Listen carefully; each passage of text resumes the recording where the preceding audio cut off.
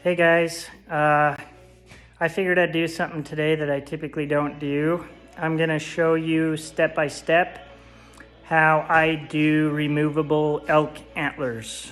A lot of times people have one that's big enough they can't get it through the front door or down a stairwell.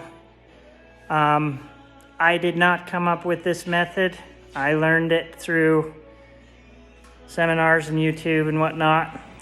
I just figured I'd share it because when I was new to this, it was a little bit of a challenge for me to figure it out. So I figured it might be able to help somebody. So we'll show you step by step what we're going to do here. First step. Okay, here's step number one. I've got myself a 15/16 drill bit, spade bit. You got to have a pretty good drill. I've got it on the torque setting. I'll probably be turning it on number 2 for speed. The objective is to get your hole drilled center. This peg is 6 inches long, so we got to go 6 inches up into this antler. And the trick is to make sure you're straight enough that you don't pop out on this side. And if you do pop out on that side, accidents happen. It's not the end of the world. It can be repaired. Anyways, so I'll video once I get done with that, getting my hole drilled, and then we'll show you step number 2. By the way, I've got this adapter for length because the length of that bit is not going to get you the depth that you need. So I use this adapter. I just got it at Lowe's and it lengthens my bit. Okay, I got my hole drilled. I'm just testing the depth here with the peg that I'm using. This one's, you can get it from Mackenzie Taxidermy Supply. I'm sure you can get it elsewhere too. It's just got a solid center and then a sleeve that it slides into. I think it's 6 inches long. All you really need is for that thing to sit deep enough that it does not inhibit you when you do your mount.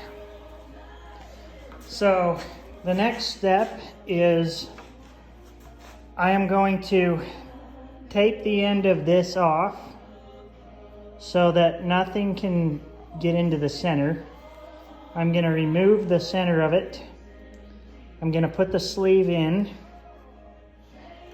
and then I'm going to mix up some Smooth Cast 300. That's what I use. It's always worked for me. You have to mix this stuff pretty exact. Just one part and one part. They both take equal parts. Mix it up. We're going to fill the void, the hole, with that stuff, and it sets really fast. We're going to tip it like this so that it's straight up and down. Pour it in the void, let it set up, and then I'll show you the next step after that. Okay, here we are.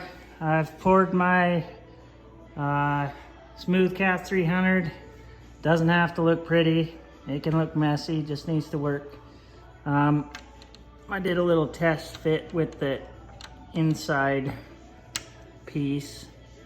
Make sure it goes in with no issues, it's fine.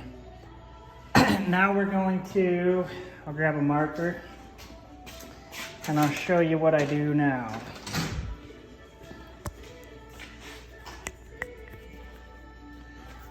We want some alignment marks so that when we cut this off, you can make sure it lines back up. So we're going to go around and probably make 3 of them.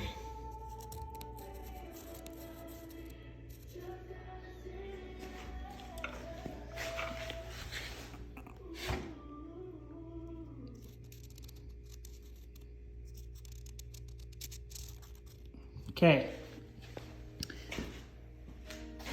So now what I'm gonna do is I'm gonna try to make my cut real close to the burr,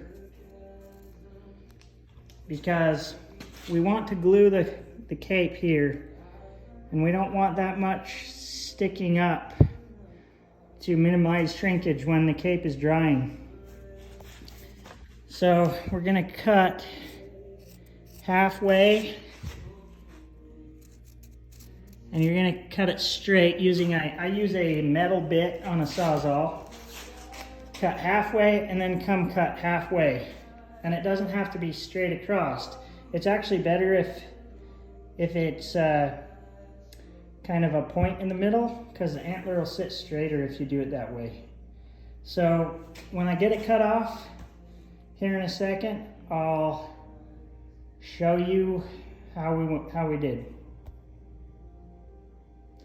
Oh, sorry, and you can't have the center in this, only the sleeve. So let's get that out right now. That would be bad. I'd have to get me a new pin. Come on out of there. Okay, I'll pull it out and then we'll get it cut off. Okay, I've got it cut off now. Moment of truth. I took a little bit of JB quick weld and epoxied the peg in the antler. Let's see if it'll line up. The angle it goes in is kind of determined by the way the pedicles grew.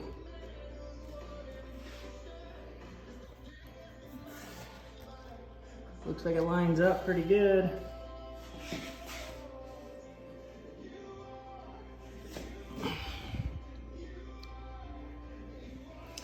That's how you do it. That's how I do it.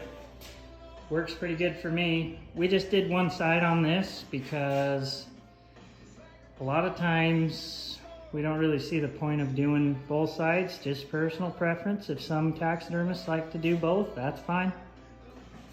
Anyways, take care.